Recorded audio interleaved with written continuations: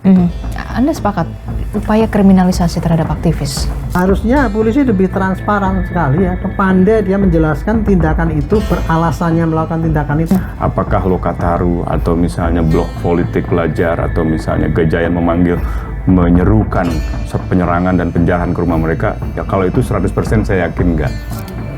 Perlukah tim gabungan pencari fakta? Kalau saya perlu. Karena gini, sekarang kan sudah publik umum kebanyakan kan sudah tidak percaya dengan kejujuran daripada aparat. Seberapa yakinkah Anda kemudian 17+8 ini? Waduh, kita lihat nanti deh ya. Nah, kalau di tingkat negara saya agak skeptis. Apa sebenarnya penumpang gelap dalam tanda kutip ini?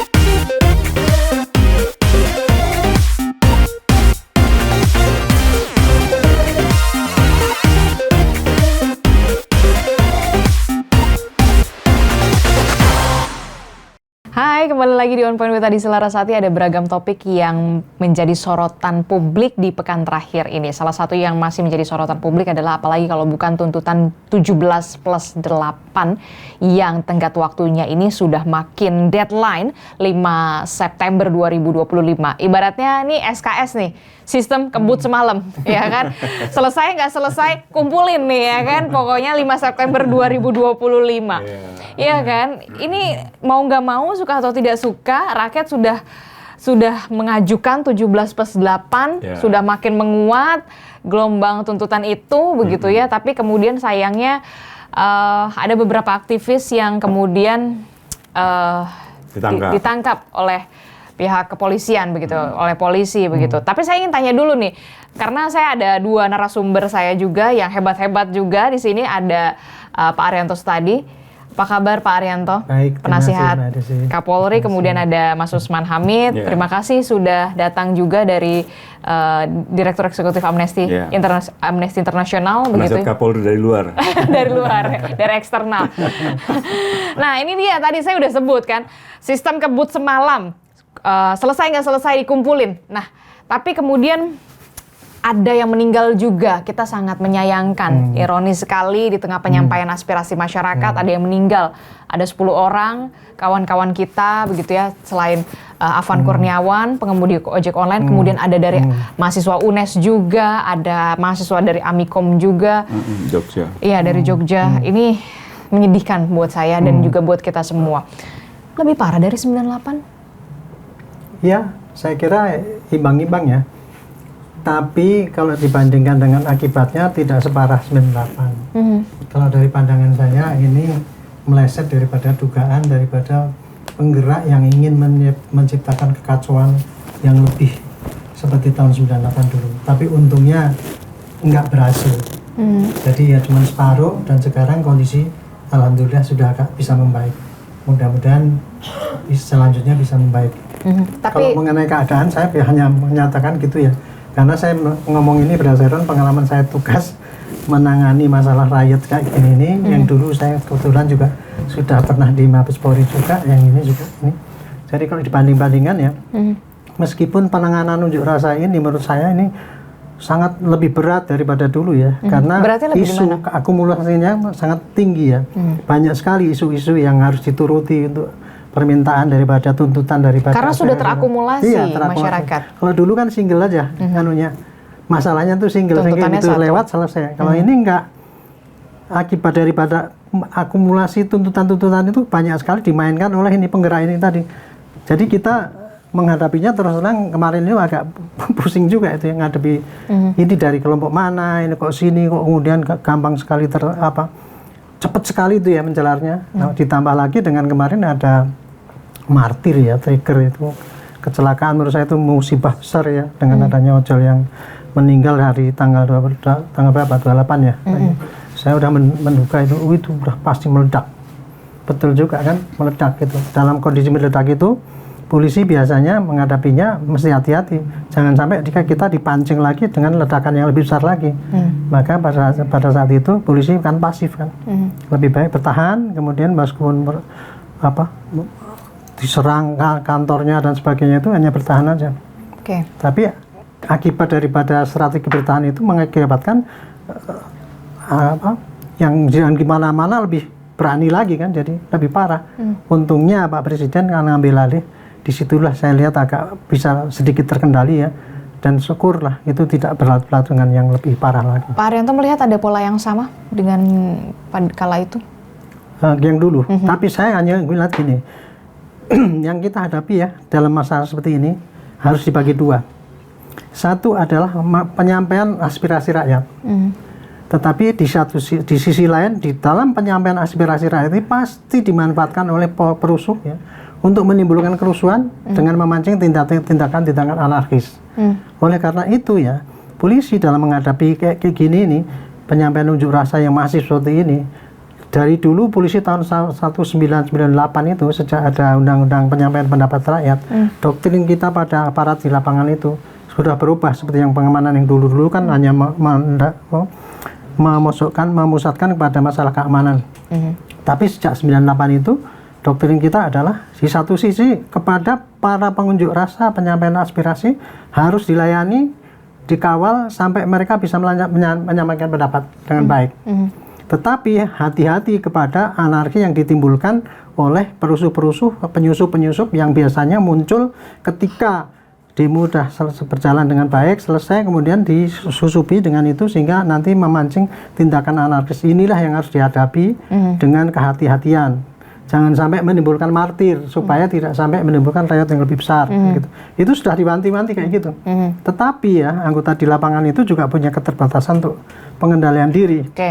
Sehingga dalam kelelahan dan sebagainya itu, dilalah yang masih ada itu aksi-aksi yang kemudian terekam dan terviralkan, sehingga itu menambah kemarahan daripada masyarakat ya, sehingga akhirnya ya capnya adalah gara-gara mau menyampaikan pendapat dan dibatasi dan malah dengan tindakan represif. Itulah yang cap yang harus diterima oleh polisi.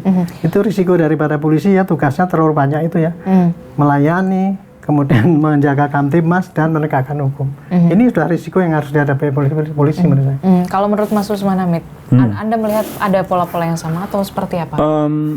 Ya bisa dilihat dari banyak faktor ya. Misalnya kalau dari segi kondisi umum kan memang ada krisis ekonomi. Artinya masyarakat itu turun ke jalan juga karena suara-suara ketidakpuasan masalah ekonomi. PHK massal 80.000 kan. Kemudian juga beras sudah mulai ada masalah gitu kan. Harga-harga udah mulai gak terjangkau. Kadang-kadang minyak dikabarkan sulit gitu. Bahkan saya dengar juga pihak kepolisian, mungkin koreksi saya kalau salah Pak Haryanto, kepolisian malah setiap polsek sekarang harus menyediakan logistik beras 150 ton per polsek gitu, untuk memastikan kelangkaan beras itu tidak terjadi sampai Desember gitu. Jadi ada konteks itu, sama itu, ada krisis moneter. Meskipun dari segi misalnya mata uang rupiah sempat naik sempat turun di bulan Februari Maret, tapi sekarang ini relatif stabil sebenarnya. Hanya efek di bawah aja nih, kayaknya goyangan inflasi gitu. Memang lagi ada perdebatan ekonomi kan antara ekonom di Selios dengan BPS. Ekonom Selios merasa ragu bahwa pertumbuhan ekonomi sebaik itu 5,12. Sementara di tingkat ASEAN tuh rata-rata 3 sekian gitu kan. Itu yang pertama soal ekonomi. Yang kedua adalah masalah politiknya gitu. Kalau lihat dari politik, katakanlah keadaan politik sekarang ini sebenarnya nggak ada dalam arti yang turunkan Prabowo gitu. Saya kira nggak ada ya saya. Kalaupun ada mungkin baru. Kamu bilang memang ada makar gitu kan. Iya. Ya makar tuh kan ada banyak. Pak Haryanto tahu kan pasal makar tuh 106, 107, 108 yang mana? Yang menggulingkan pemerintahan yang sah, yang membunuh presiden wakil presiden, atau pasal makar yang misalnya menyerahkan sebagian wilayah ke musuh asing misalnya gitu. Dan itu seluruh pasal-pasal makar itu mensyaratkan adanya kekerasan, termasuk mobilisasi senjata gitu. Nah, kalau misalnya mahasiswa katakanlah ada gitu, turunkan Prabowo Gibran sebagai pendapat sebenarnya nggak ada masalah gitu.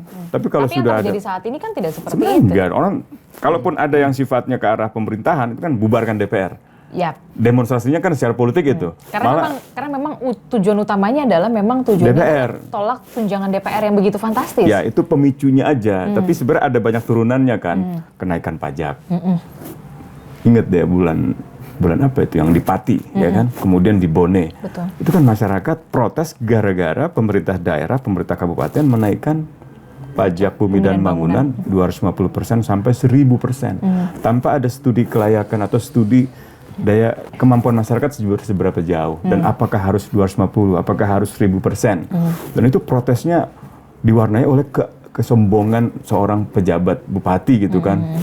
Jangankan 50 orang, 50.000 datang saya hadapi gitu. Beneran masyarakatnya turun. Tantangan kepala daerah begitu iya. ya. Terus dibuktikan lah bagi masyarakat. Dan sebenarnya demo-demo mereka kan waktu itu masih coba cari jalan sendiri ya, jalan keluar sendiri dengan menggalang dana, menggalang donasi. Tapi justru hasil donasinya malah disita oleh misalnya Satpol PP gitu, sehingga mereka marah gitu. Nah, kalau menurut Mas Usman Amin ada kesamaan-kesamaan pola itu? ya, kesamaannya situasi ekonominya sangat sulit. Ada banyak urusan kebutuhan bahan pokok, kenaikan pajak gitu ya. Kemudian pemangkasan anggaran belanja daerah yang bukan hanya menimbulkan kenaikan pajak di PBB daerah, tapi juga menimbulkan roda ekonomi melambat. Banyak hotel kan mengeluh, sampai ada beberapa hotel yang tutup, restoran juga mengeluh karena tamunya berkurang. Jangankan di daerah-daerah biasa, di Bali aja orang ngeluh sekarang gitu. Tapi ini sebenarnya bukan potret khusus Indonesia, bahkan Asia, bahkan dunia. 98 tuh hanya Asia. Kalau sekarang global, Inggris kehilangan 100.000 orang kehilangan pekerjaan, Indonesia 80.000 orang kehilangan pekerjaan, Prancis juga mengalami kontraksi ekonomi, Jepang juga lagi rame. Jadi ada situasi krisis yang memang lintas negara gitu. Nah, yang kedua, kalau dari segi politik banyak kesamaan tapi juga banyak perbedaan. Banyak perbedaan dalam arti mereka tidak lagi misalnya mempersoalkan katakanlah penggulingan pemerintahan. Kalau dulu kan ada konsensus, musuhnya adalah jatuhkan Soeharto, turunkan Harto dan keluarga, turunkan harga misalnya. Kalau sekarang tuntutannya banyak, lihat aja tuh kan ada 17+8. Dari mulai reformasi politik misalnya di sektor DPR, reformasi besar-besaran DPR, tunjangannya harus diberikan transparansi, kalau perlu dikurangi.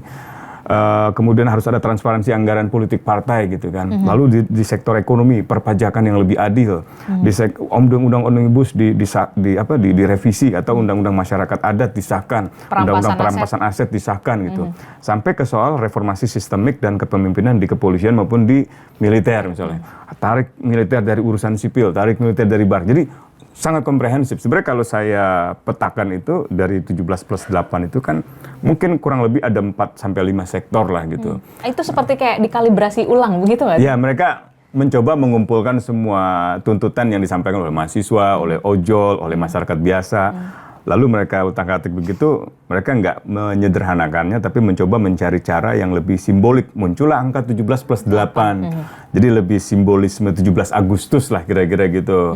Jadi mereka mau menunjukkan juga bahwa protes-protes ini nih juga bagian dari rasa cinta mereka kepada negara, kepada bangsa, kepada Indonesia. Nah, gitu. kita lihat kan, memang protes ini aspirasi menyampaikan aspirasi pendapat itu kan memang hak setiap warga setiap warga negara. Tapi yang kemudian kita sayangkan adalah ada anarko yang kemudian melakukan penjarahan, melakukan pembakaran fasilitas-fasilitas umum. Nah, inilah yang kemudian jadi pertanyaan kita semua. Siapa sebenarnya penumpang gelap dalam tanda kutip ini? Iya, pertama mungkin kita perlu jernihkanlah istilah-istilah anarko, anarkis, anarkistis gitu ya, anarkisme gitu. Itu kan sebenarnya anarko untuk menyebut anak-anak muda yang sebenarnya menganut paham anarkisme. Anarkisme itu satu ideologi kebebasan yang percaya bahwa masyarakat itu bisa hidup tentram, damai, harmoni tanpa ada negara. Nah, mereka percaya bahwa negara itu hanya sumber dari segala penyalahgunaan, termasuk sumber dari korupsi gitu.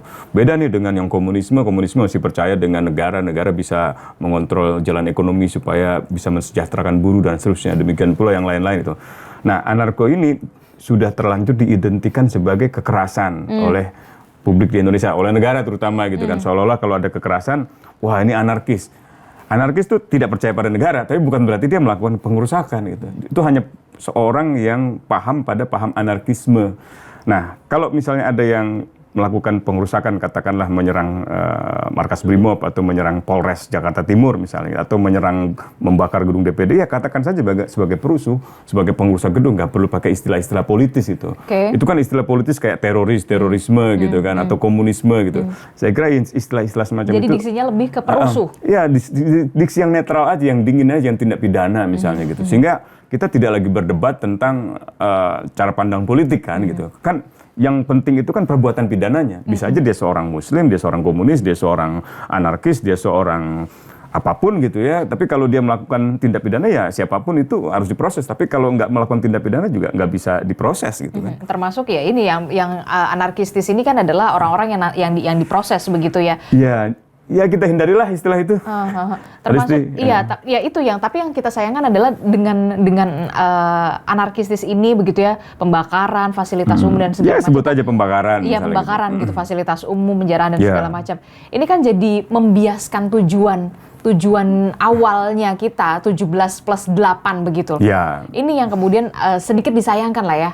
Iya, sangat disayangkan, bukan sedikit disayangkan, sangat disayangkan kalau ada tindakan-tindakan pengrusakan, pembakaran gitu kan. Waktu jam-jam awal kejadian Afwan Kurniawan tuh saya juga komunikasi dengan pihak kepolisian itu. Saya bilang, waduh ini hati-hati kalau begini. Pihak kepolisian juga meminta saran dan seterusnya gimana, terutama beberapa markas Brimob yang ada asrama keluarganya gitu kan.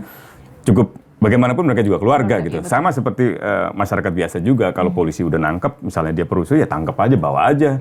Badan-badan reserse itu kan gede-gede kan, Pak Haryanto kan. Ibaratnya kalau nangkep warga yang biasa ya dibawa aja, nggak perlu sampai dipukul misalnya itu, nggak tuh dianiaya. Itu kan eksesif, itu berlebihan. Nah, cara-cara seperti itu yang saya kira harusnya kita koreksi. Sampai kemudian akhirnya Pak Prabowo dan juga Kapolri juga mengatakan tindak tegas dan terukur.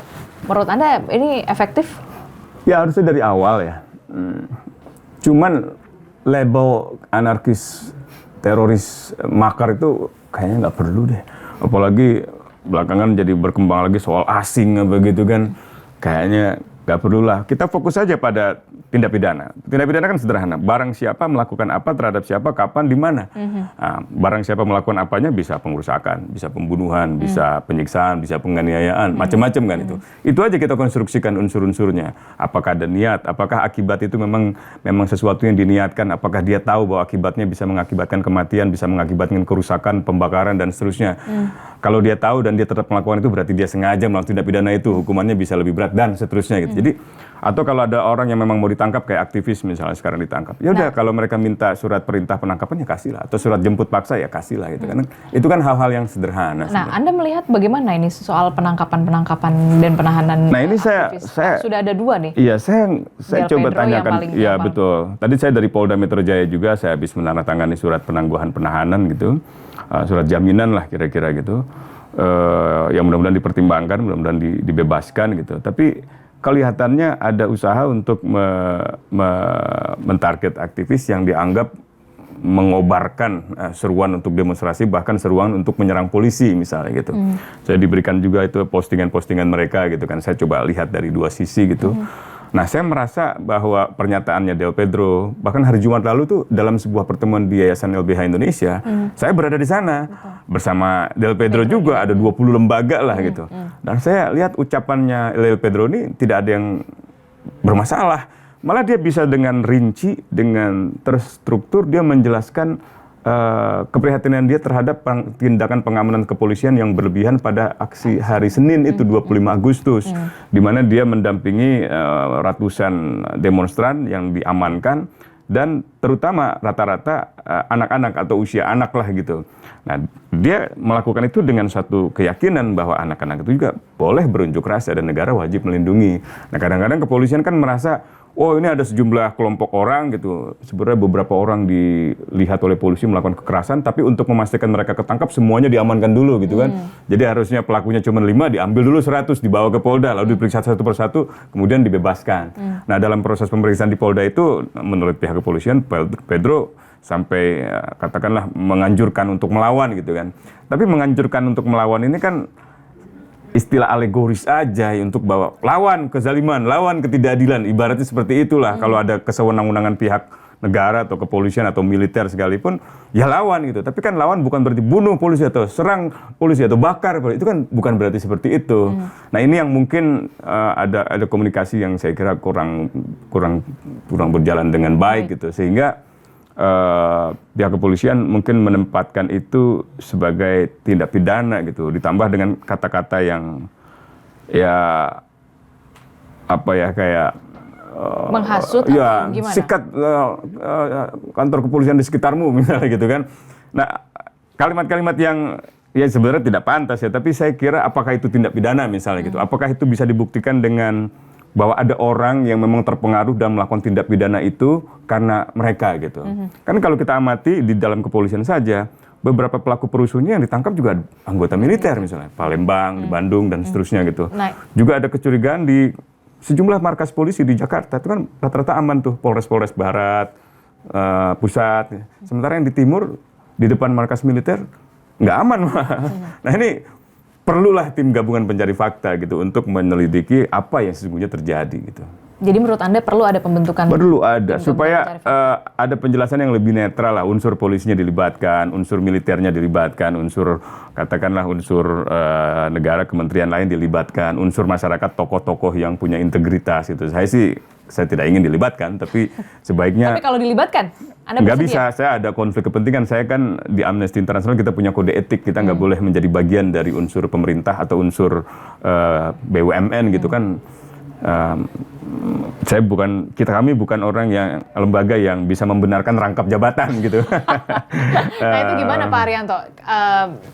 Ada yang dirasa soal penangkapan, penahanan aktivis-aktivis Del Pedro, Laras. Sebelum masuk ke situ saya ingin menyampaikan lagi itu ya, mengenai sumber-sumber kerusuhan ini tadi, memuncaknya ketidaksukaan daripada masyarakat atau warga itu ya. Bagi polisi itu tidak begitu memperhatikan itu, karena polisi tidak bisa memenuhi tuntutan mereka kan. Itu kan tuntutan itu disampaikan pada pemerintah dan DPR. Sekali lagi menghadapi yang tuntutan kayak gitu tuh betapa variasinya tuntutan itu. Di kepala polisi itu justru dia mengamankan tuntutan itu sepanjang itu dilakukan secara damai. Yang dijaga oleh polisi adalah situasi pada saat menyampaikan itu tadi, jangan sampai disusupi oleh perusuh-perusuh itu. Itu pengalaman saya dari dulu, tidak pernah ada unjuk rasa yang masif itu tanpa disusupi oleh itu tadi. Jadi nggak ada yang murni? Iya, enggak, maksudnya kejadian di lapangan itu tidak pernah ada suatu penyampaian yang dengan mulus, damai sampai selesai ya. Tertib. Ya sampai nanti biasanya diakhiri dengan itu kekacauan itu tadi. Makanya tugas polisi ada dua tadi. Satu, mengamankan ini penyampaian pendapat itu. Yang satunya lagi adalah mencegah dan menindak kalau ada terjadi anarki. Nah, ini istilah anarki ya Pak Amin. Anarki itu karena memang dirumuskan di dalam perkap kayak gitu bunyinya. Iya, itu harus direvisi anarki sih. adalah anarki itu untuk menyebutkan tindakan yang mulai ringan sampai yang berat, contoh vandalisme, kemudian merusak trotoar, membakar itu dan sebagainya, itu sebutan melukai orang, menjaga ketertiban, itu termasuk di anukan. Terus kalau untuk istilah anarko, saya sendiri juga tidak sependapat Pak, karena yang disasar oleh polisi ini pada saat kerusuhan ini ya, polisi sebagai penegak hukum dia mesti akan mencari-cari tindak pidana yang dilakukan di lapangan. Jadi dia acuannya kepada hukum-hukum yang termasuk di dalam tindak pidana yang termasuk di dalam anarki itu, gitu. Itulah tugas polisi. Ya memang tugas polisi jadi tidak enak ya. Di satu sisi dia harus melindungi suatu itu yang demo yang betul-betul murni. Di satu sisi dia harus bertindak, tidak boleh membiarkan yang anarki itu kan. Dia harus melakukan tindakan yang apa di lapangan. Nah, celakanya antara yang penyusup sama yang demo resmi itu kan, kalau mereka masih berkumpul itu susah kita membedakannya.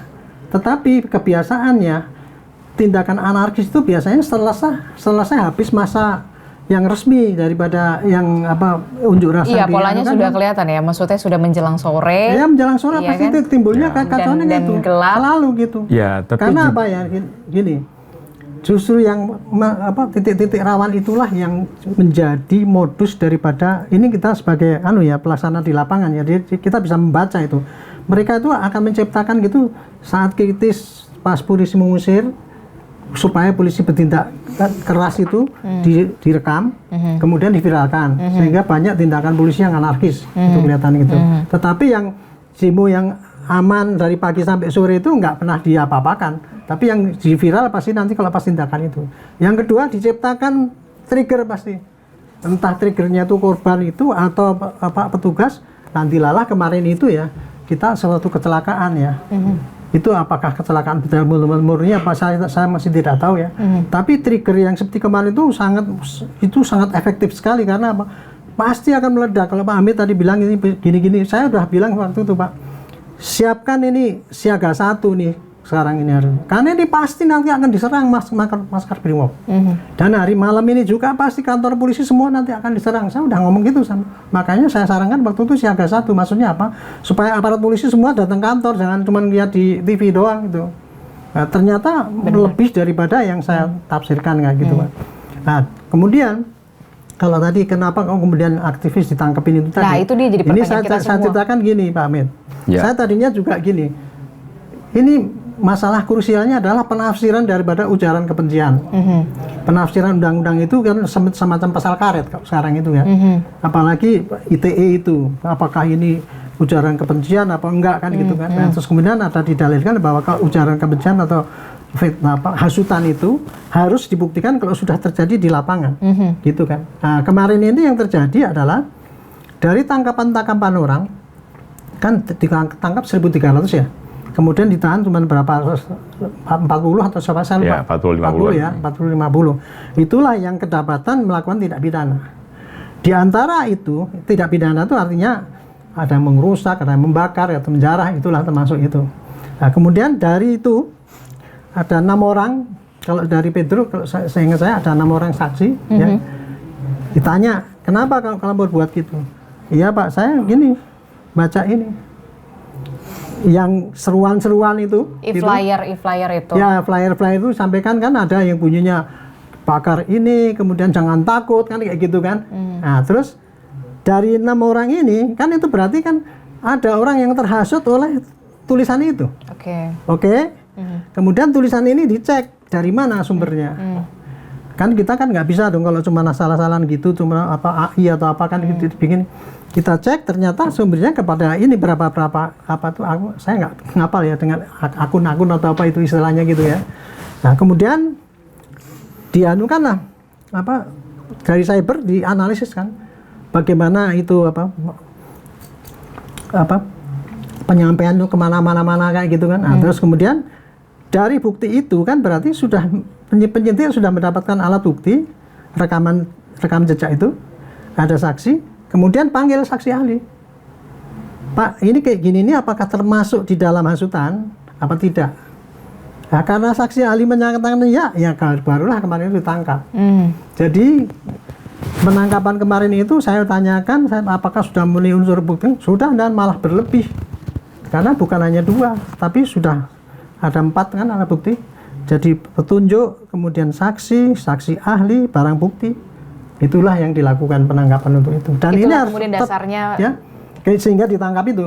Gitu. Jadi kita tidak menangkap aktivis yang menyabarkan atau memberikan fasilitas untuk penyampaian aspirasi. Itulah yang penangkapan itu dasarnya itu tadi. Karena ada unsur pidana, sehingga polisi harus melakukan gitu. Karena kalau tidak, nanti dia kan berarti kan tidak melindungi hak yang apa kerusakan, polisi diminta pertanggungjawaban kan. Ini gimana nih Anda sebagai penjaga Kamtibmas kok nggak bisa ini kan? Tidak bisa menindak tegas, terutama yang menjarah itu, yang dijarah kan harus dilindungi. Itulah jadi kondisi yang kayak gini ini yang terjadi di lapangan ya. Dan ini kondisi yang kayak gini ini adalah menurut saya by design oleh orang yang bikin rusuh ini gitu. Siapa by design itu? By design saya tidak bisa membuktikan sekarang. Itu paling sulit untuk membuktikan orang by design. Tetapi saya bisa mengatakan itu by design karena apa? Orang-orang yang melakukan penjaraan itu tadi, toh ada yang nyuruh. Kan ada yang nyuruh. Seperti contoh yang konkret lagi ya, di Samarinda. Tangkap 7-8 orang umurnya. Saya lihat di TV itu kalau saya lihat. Kenapa? Iya, disuruh demo. Terus apa kalau usah demo? Bakar. Apa yang dibakar? Gedung. Oke, itu satu ya. Berarti kan ada yang nyuruh. Tuh. Siapa yang nyuruh ketangkep? Itu yang apa? Yang terjadi di Jakarta ini atau di Solo.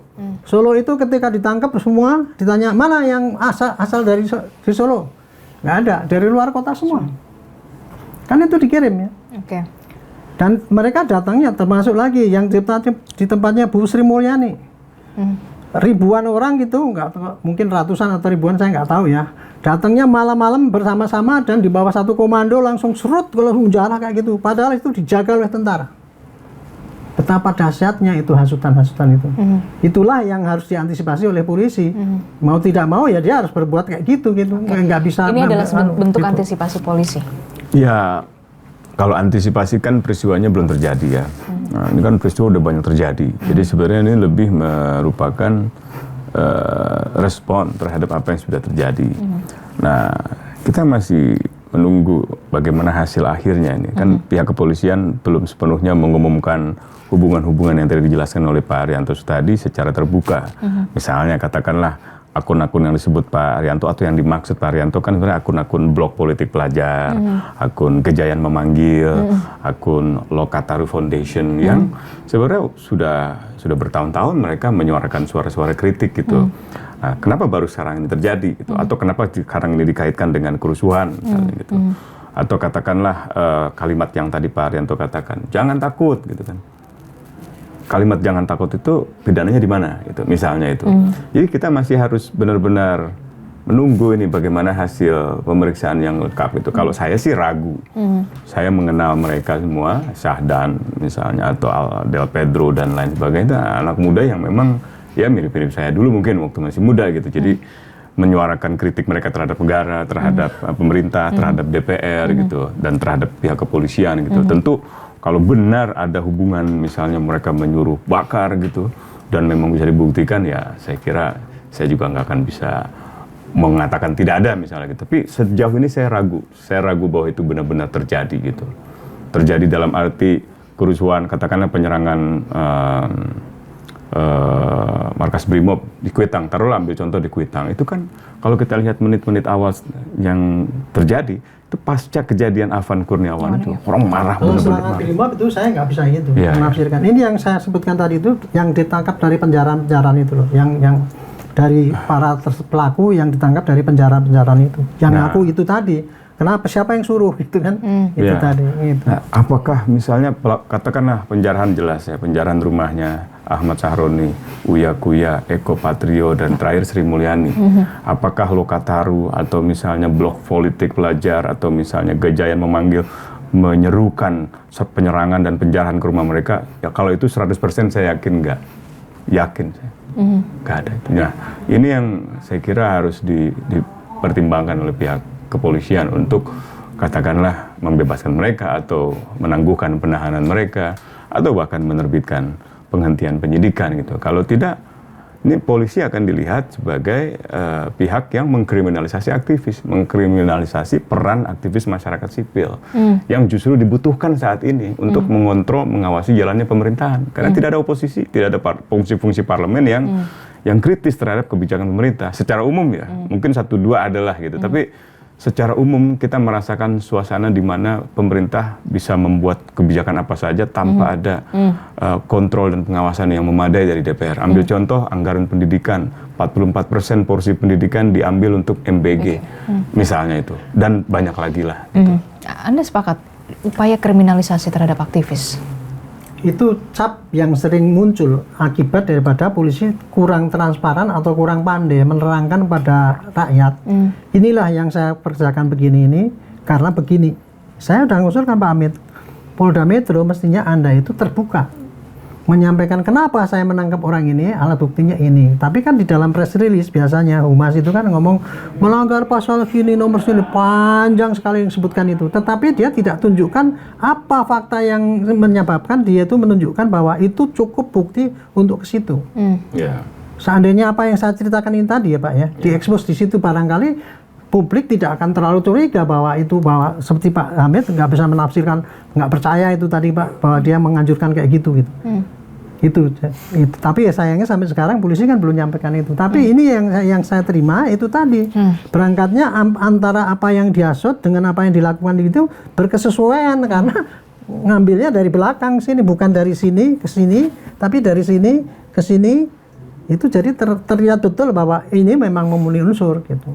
Kira-kira begitulah. Jadi dan istilah kriminalisasi itu selalu sering saja terjadi ya, karena penafsiran daripada pihak yang menyatakan bahwa itu tidak memenuhi unsur ya, tapi dipaksakan menjadi dikriminalkan kan gitu ya. Itu kan isu kriminalisasi gitu kan. Dan strategi inilah Pak Emma, kalau boleh saya sampaikan, ini memang didesain oleh itu tadi, penggerak-penggerak itu tadi ya, sudah tahu tuh modus-modus bagaimana cara membuat kita itu berbenturan sama sekali. Itu kayak gitu memang di apa, kita ini sekarang yang dibikin apa, antara polisi dibenturkan dengan para aktivis, antara korban dibenturkan dengan apa, yang temannya yang lain, itu memang itu salah satu itu tadi yang saya sebutkan, bahwa untuk mendesain suatu itu bisa merebak itu tadi, bikin kekacauan, memancing keserusuhan, kemudian menimbulkan martir gitu, dan menyesatkan, dan termasuk juga menarasikan penafsiran yang menyesatkan masyarakat. Itu memang dibikin kayak gitu loh. Gitu. Jadi kita mesti, yang saya perlu sampaikan ya, waspadai itu. Bagaimana kemudian polisi juga bisa berperan untuk bisa menjernihkan? Ini kan mohon maaf ya, sudah terlanjur keruh untuk apa itu, yang bisa dilakukan oleh polisi? Harusnya polisi lebih transparan sekali ya, pandai dia menjelaskan tindakan itu, beralasannya melakukan tindakan itu apa gitu. Sayangnya sampai sekarang polisi itu belum begitu terbiasa ya untuk menyampaikan apa yang dilakukan itu dengan bahasa yang bisa dipahami oleh masyarakat. Kebanyakan dia pakai bahasa polisi yang dipikirnya itu sudah lengkap, tapi oleh masyarakat ditafsirkan ya masih kurang lengkap. Jadi akhirnya salah tafsir itu tadi. Gitu. Oke, kita akan lihat juga komentar-komentar dari netizen, pertanyaan dari netizen untuk baik itu untuk Mas Usman Hamid dan juga untuk Pak Arianto Sutadi. Kita akan tampilkan dulu. Ini dia dari sekian banyak, kita filter pertanyaannya. Kita lihat dulu ini. Itu dia. Nah, ini dia. Apa langkah paling realistis biar anak muda bisa terus speak up tanpa takut dikriminalisasi? Nah, ini gimana nih? Mas Ya, Usman. harus ada pendidikan politik, harus ada. Tapi tadi, ntar jangan-jangan ini lagi. Ya harus mengerti hak-hak mereka, harus juga mengerti rambu-rambu, harus juga mengerti kaidah-kaidah hak asasi manusia yang umum saja gitu kan. Kalau misalnya berdemonstrasi, apa sih norma-normanya, dan sebaliknya kalau kita berhadapan dengan polisi itu boleh apa dan tidak boleh apa, kita juga boleh apa dan tidak boleh apa, hal semacam itu. Jadi kenapa demonstrasi itu penting? Misalnya kalau dalam banyak literatur itu kan kebebasan berekspresi seperti unjuk rasa itu kan bukan sekedar untuk berunjuk rasa saja, tapi punya tujuan supaya mendorong partisipasi warga, supaya ada pencerahan terhadap sebuah kebijakan tertentu, atau mengungkapkan penyalahgunaan kekuasaan tertentu gitu, atau mengontrol jalannya pemerintahan. Jadi tujuan-tujuan dari demonstrasi itu bukan untuk demonstrasi saja, tapi pasti ada tujuan-tujuan di baliknya. Hal-hal semacam itu deh. Jangan cuma ikut-ikutan aja ya. Iya, harus terus jelas juga maunya gimana gitu, iya, tujuannya apa Betul. Dan kalau ditangkap polisi ya paling tidak tahu hak-haknya gitu. Bahwa, Pak, tolong Pak, saya perlu suratnya. Kalau ada suratnya, oke, bener gak nama saya gitu kan, bener gak pasal-pasalnya gitu, atau Pak bisa nggak Pak saya didampingi pengacara misalnya gitu, saya awam hukum, katakanlah begitu. Jadi hak-hak tersangka atau hak-hak seseorang ketika ditangkap itu perlu ada penjelasan juga supaya orang nggak merasa takut. Biasanya kan takut itu karena kita nggak tahu, ya kan, ketidaktahuan. Nggak paham. Iya, nggak paham melakukan sesuatu gitu. Sama aja kayak kita ngelihat banyak kabel gitu. Waduh, takut kebakar nih. Tapi kalau tukang listrik, ini mah kabel biasa gitu kan, dipegang-pegang sama dia. Jadi pengetahuan itu penting untuk masyarakat bisa menggunakan haknya itu dengan baik. Gitu. Dan tetap bisa kritis dan iya speak dong, up. tetap Saya kritis. boleh ngasihkan pendapat? Boleh. Boleh. Terkait gini, kalau saya mengusulkan ya, kebebasan berpendapat ya, itu harus dijelaskan pada para anak-anak muda yang bersemangat itu ya, harus, itu adalah hak, tetapi dikasih tahu cara-caranya yang baik, yang benar begini, yang cara boleh yang baik, begini, yang tidak boleh gini. Makanya saya mengusulkan kepada DPR ya, kita kaji ulang itu Pak mengenai penafsiran ujaran kebencian. Sekarang ini kan diserahkan pada saksi ahli untuk menentukan itu masuk apa tidak. Harusnya di dalam di dalam bunyinya ujaran kebencian itu dirinci secara detail Pak, antara batas-batas yang boleh dan yang tidak boleh. Harus dirinci, jangan disampaikan pada melanggar etika cuman gitu, itu kan nggak kelihatan batasnya. Tidak spesifik dan detail. Rigid itu satu ya, sehingga nanti tidak timbul penafsiran. Satu mengenai kriteria daripada apa yang menghasut, batas-batas yang boleh sama yang tidak. Yang kedua, hasutan itu jangan dipukul rata, hasutan yang menimbulkan akibat yang fatal sama yang tidak. Ya. Itu kalau sekarang kan hasutan harus ada terbukti dulu baru bisa tindak. Tapi saya mengusulkan ini undang-undang diterapkan kayak kita dulu menghadapi teror. Dulu undang-undang teror itu ya, ketika teror itu merencanakan nggak bisa ditindak walaupun sudah jelas itu mau ngebom gitu. Karena harus bom dulu baru ditindak. Kan undang-undang teror sudah ditingkatkan karena begitu dahsyatnya perencanaan pun bisa ditangkap kan. Nah sekarang makanya ini untuk ini kalau hasutan itu harusnya undang-undang dipisahkan. Hasutan yang kira-kira menimbulkan suatu huru-hara malapetaka bencana besar itu harus dikecualikan, bisa ditahan dengan itu. Saya kira itu salah satu cara ya untuk supaya tidak sampai terjadi benturan terus tiap kejadian kayak gini kita berdebat capek. Karena semua orang merasa ini dikriminalisasi, padahal ini menurut kita kalau itu tidak dikriminalisasi, tidak berarti kan kita mentolerir orang melakukan pelanggaran HAM kan gitu. Itu kira-kira ini dalam rangka pelindungan HAM daripada korban itu juga. Itu kalau saya sih mengurangi itu tadi ya. Anak kecil speak up boleh silakan, tapi yang boleh begini harus disampaikan gitu. secara bagian benar ya. Oke, kita akan lihat lagi pertanyaan juga untuk Pak Arianto Sutadi. Kita akan lihat, nah ini dia nih Pak, bagaimana cara supaya masa demo yang ditahan ini bisa dibebaskan? Karena sampai saat ini belum ada kabar nih. Gitu. Nah kalau gitu yang jangan tuh bebaskan. Saya kira gini ya, ini penyidik itu kan sekarang ada restorasi justice. Polisi itu gini ya. Saya beruntung ini Pak Kapolri itu berani menerabas dan kemudian saya beruntung juga akhir-akhir ini para penegak hukum mau menerapkan restorasi justice. Saya itu dulu Pak berangan-angan Pak sejak tahun 70 sejak saya jadi polisi perwira itu Pak. Saya mengusulkan harus ada restorasi justice. Karena apa? Ya namanya di dalam penyidikan itu Pak ya, dari laporan-laporan yang ada di Polres itu Pak ya. Itu kalau diselesaikan pakai model KUHAP itu nggak sampai 10% Pak yang terjadi. Data yang disampaikan di wilayah itu semua diselesaikan dengan pembinaan istilahnya. Jadi dulu kan penyelesaian itu kan sampai BAP selesai diselesaikan jaksa, di SP3 dilimpahkan dan pembinaan. Ini pembinaan inilah yang namanya restoratif justice yang sebetulnya sudah dilaksanakan polisi sejak dulu. Tapi sayangnya polisi nggak berani terus terang ya, sehingga kriteria pembinaan ini sampai terakhir tidak masuk di dalam kriteria mengenai selera di reserse. Nah, alhamdulillah sekarang kan ditolerir itu, karena jaksa udah mulai dulu orang nyolong motor aja. Berarti ini yang ditahan ini bisa dibebaskan dong? Ya masih ada kemungkinan pakai pendekatan RJ itu tadi. Bisa Pak, masuk. Karena gini ya. Ya harus segera. Tolong gini. Kenapa RJ itu memungkinkan? Karena ya konsep yang dipakai oleh polisi sekarang ini tidak semata-mata pada penghukuman pelaku. Kalau konsep restorasi justice itu ya, sasaran daripada tindakan itu adalah pemulihan kembali kerugian yang terjadi di masyarakat. Kalau masyarakat itu tadinya terganggu gitu ya, sepanjang masyarakat kemudian memaafkan itu selesai urusannya gitu. Nah, kalau dulu kan harus harus dihukum. KUHAP itu kan semua kan bukan restorasi justice. Makanya semua harus diselesaikan dan kalau enggak di SP3 itu harus ada jelas gitu kan. Tapi konsepnya kayak gitu. Itu dulu saya juga nggak ini Pak, karena nggak akan mungkin Pak itu kalau kita pakai KUHAP itu semua harus selesaikan pakai itu. Satu kasus 3 bulan Pak. Satu kasus itu paling cepat 3 bulan bikin PAP. Nah, orang nyolong ayam nggak boleh gitu kan kalau. Ya makanya ini pakai restorasi justice ini. Jadi tadi jawabannya itu masih memungkinkan dengan penerapan restorasi justice. Oke, terakhir ini yang kemudian jadi pertanyaan kita semua. Komnas HAM mencatat ada 10 orang meregang nyawa dalam periode 25 Agustus sampai akhir Agustus kemarin begitu ya, karena aksi unjuk rasa mulai dari di Jakarta, kemudian di Semarang, Jogja, kemudian ada juga di Sulawesi, bahkan di Manokwari kalau tidak salah begitu ya. Perlukah tim gabungan pencari fakta? Kalau saya perlu.